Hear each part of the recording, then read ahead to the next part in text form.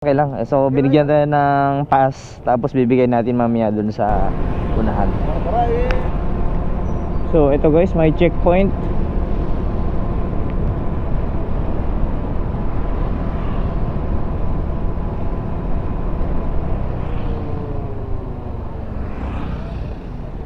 So pinara tayo, pinara. Sir, good morning.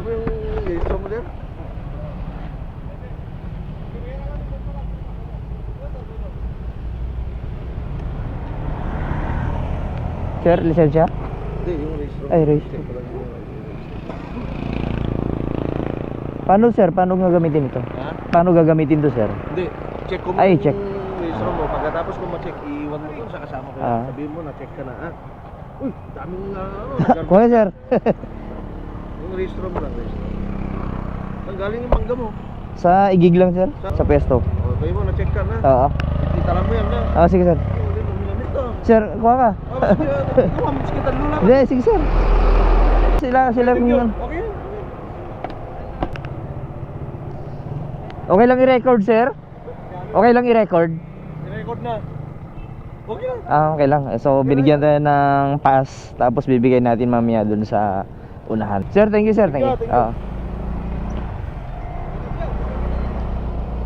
So binigyan tayo ng pass, Oplan Embudo pass card.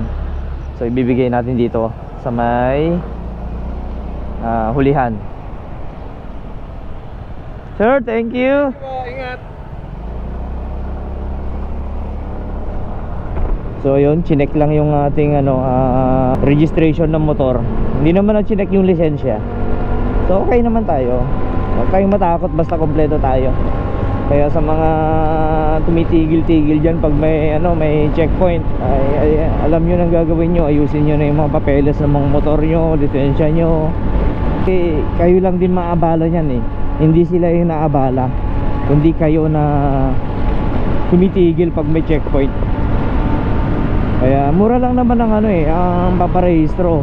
Tapos mapapakinabangan mo naman, magagamit mo naman yung motor mo everyday. Wala ka ng hassle, di ka na hassle na patigil-tigil pag may checkpoint.